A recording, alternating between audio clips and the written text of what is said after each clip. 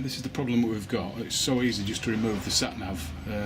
You've got the removal button at the side here that you press in and out, and as you press in and out you'll just see on where the sat nav sits, it just unclips. So when you just sat at a petrol station, or you're going into a petrol station or into a shop, or even sat at traffic lights, could even happen. Some guy could just come up and just press the button, whip your sat nav off and run with it. So that's the reason I'm fitting this sat nav lock today. So let's show you how we go about doing that. Right, well, this is how it comes from Nippy Norman's, all packaged up. It's made by Wunderlich, this particular model. I'll just show you where. Comes with instructions in the box, but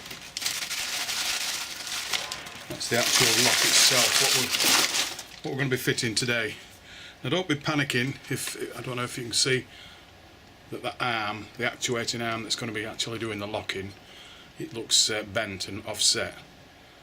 When I first unboxed it myself and looked at it, I thought, oh no, I've been sold a duff, but it's supposed to be like that, so it enters where it's supposed to enter properly.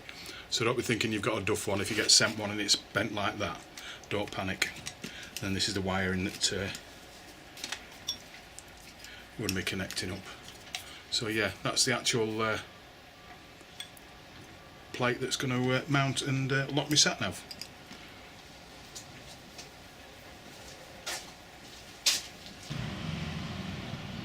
These are the tools that you're going to need to actually do the job. You don't need many at all. Just a Phillips screwdriver for two of the screws we're going to be removing.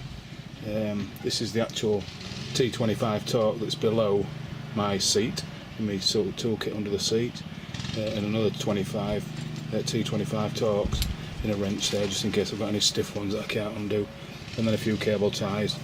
And that's the extent of the toolkit you need for fitting this sat nav lock. Right, the first job to do is to remove the windscreen. So you have to remove this bolt here, this one on this side, and this one on this side. So there's 4 T25 torque bolts to remove, just to get rid of the two plates that hold the windshield on. I'm just using the T25 torque that was underneath my seat to just remove those. Carefully place them in a nice safe place. One.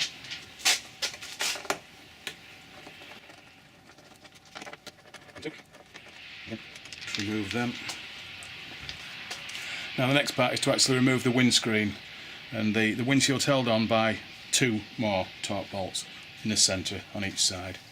So once again, using the tool that I was given, undo those. And this one. Obviously holding onto your windshield, because once you've taken this one out, the windshield would fall down if you didn't have hold of it. Now we have the windshield coming off.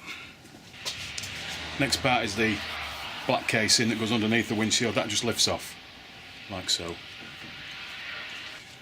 The next part to come off is the actual part that your lock's going to fit underneath of. It's like this top cowl here, this grey portion. And that's 2 bolts, one at the top there, one on the cross here, 225s again. Remove those.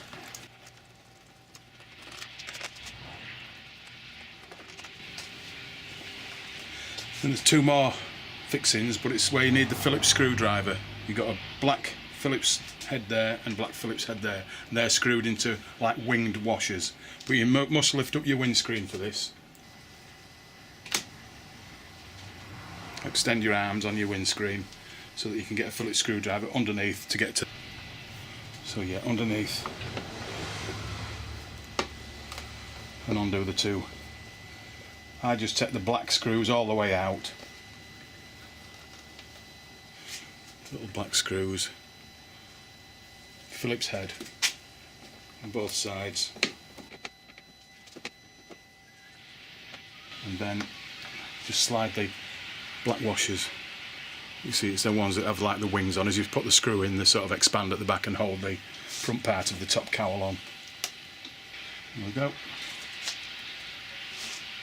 2 screws, 2 washers. The top capping now, all that's holding it on is 2 rubber mounted push studs underneath here, so gently just prise it up at the front. There we go. You can actually see the 2 holes underneath and the 2 press studs.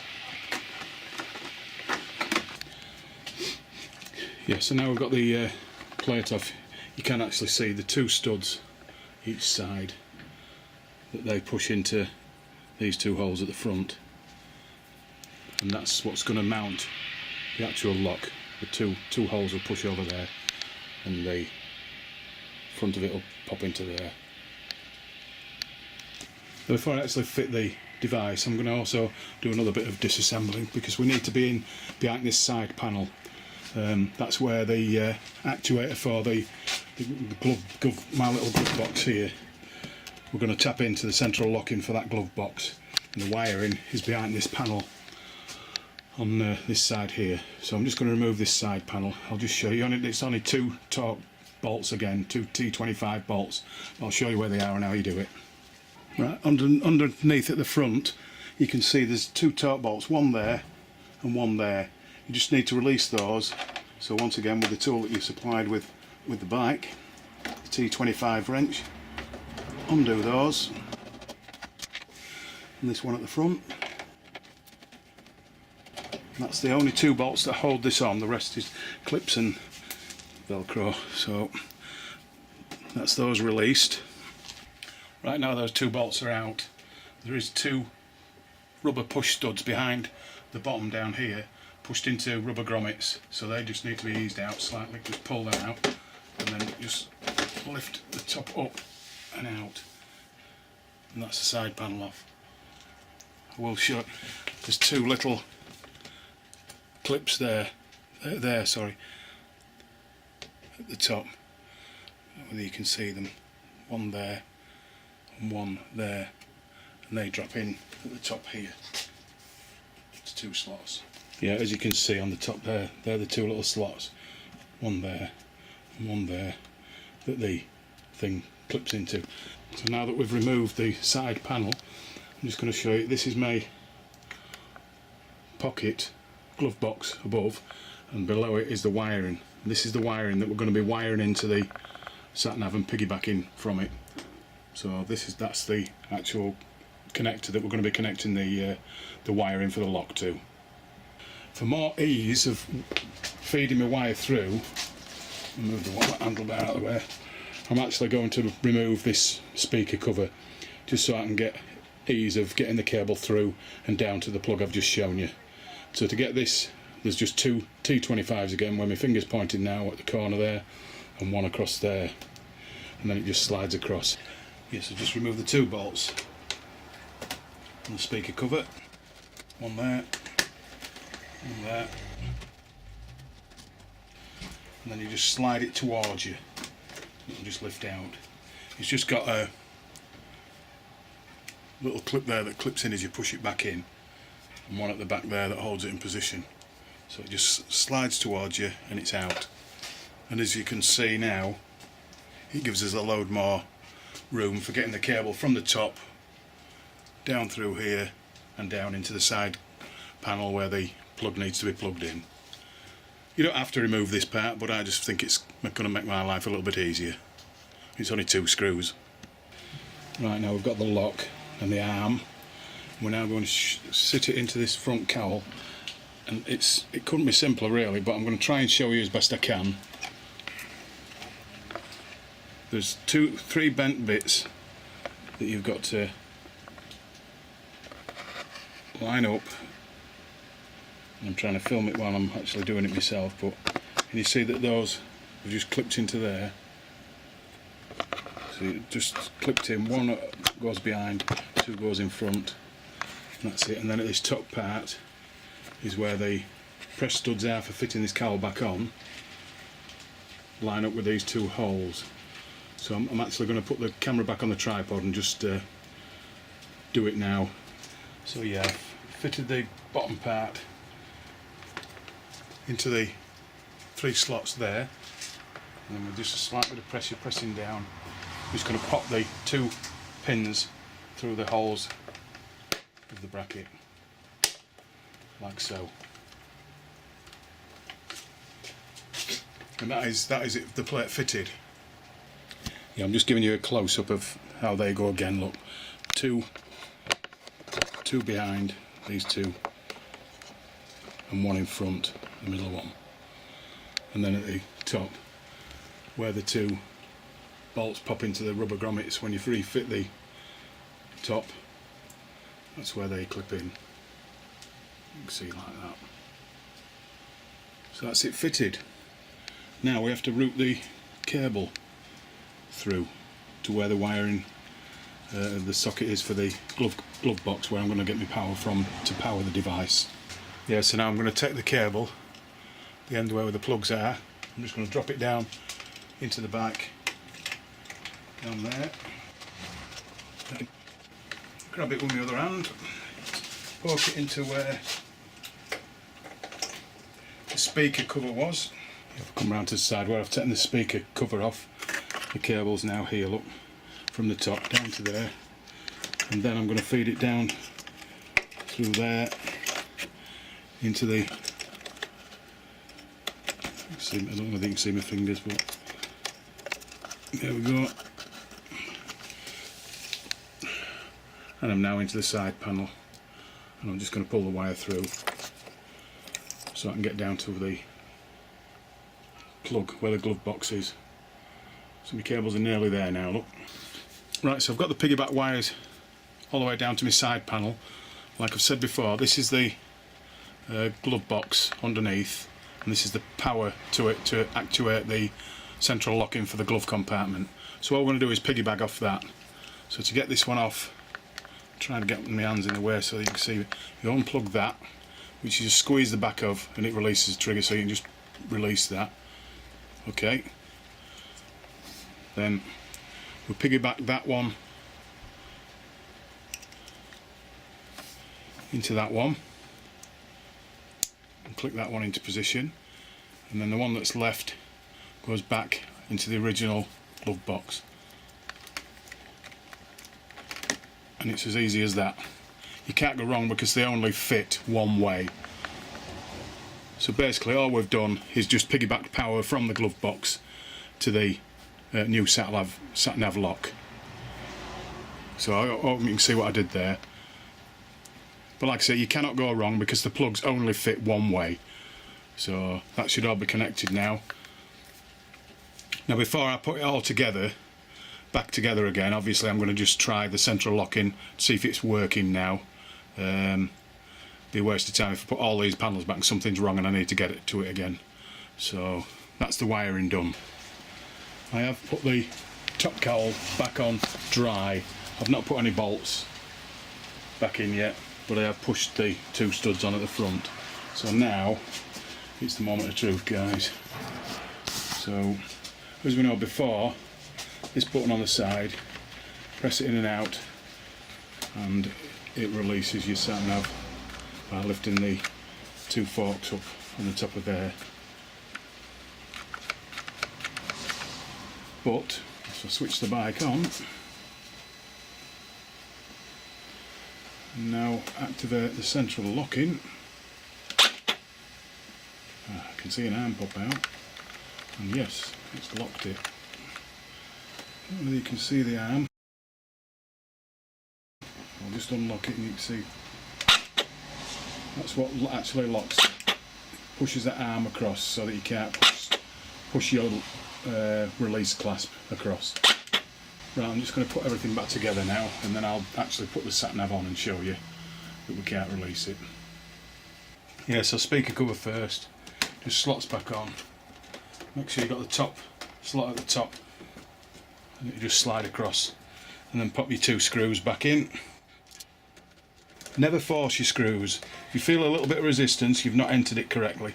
They should just slot in very, very easily. Again, just using the tool that was supplied with the bike. The two T25 Torx back in.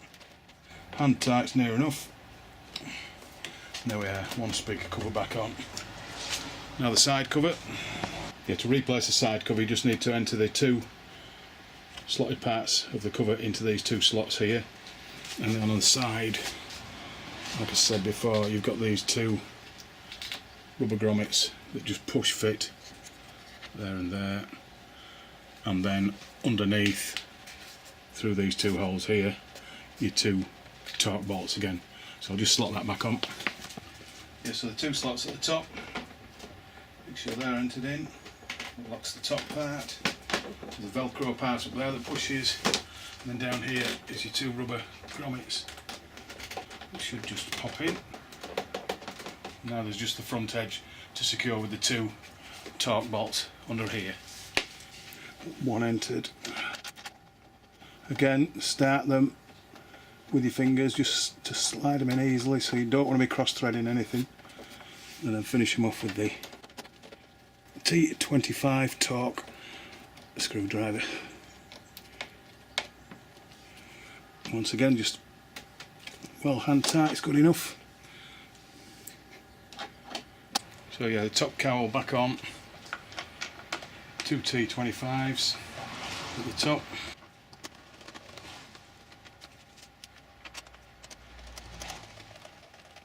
Again, just hand tight.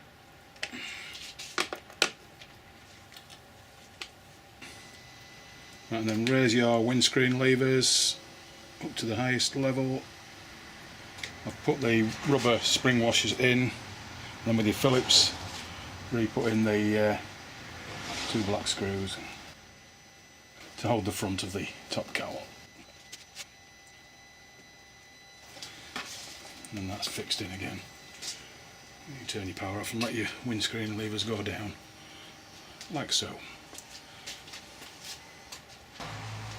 And then replace the black under cowl for the windscreen. Put the windscreen in position and re-screw that on. Again, starting with your fingers first. That's the windscreen back on when you tighten these up. And it's just a case of replacing your top cappings with the two screws on each side.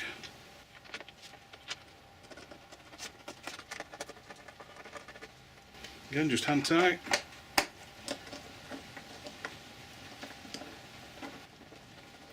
And there we have one reassembled bike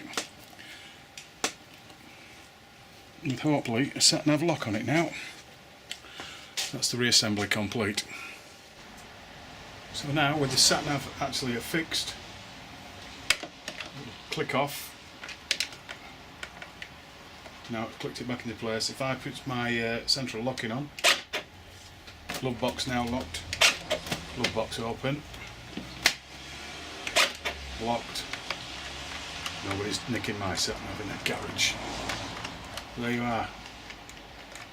Job's a good one. Great bit of kit, but a part that should have been coming with the BMW as standard. It doesn't with the RT, but it does with the GS, it does with the K1600. They all have locks, albeit a key one on the GS, but yeah, I hope that's been of some help. I've zoomed right in now, so this is a close-up of it actually working. Arm comes out, stops me from pressing my lever in. Arm off. Arm slides across. Very simple, very effective. But 149 quid. Should have been included with a bike. Thanks for watching. Hope this has been of some help.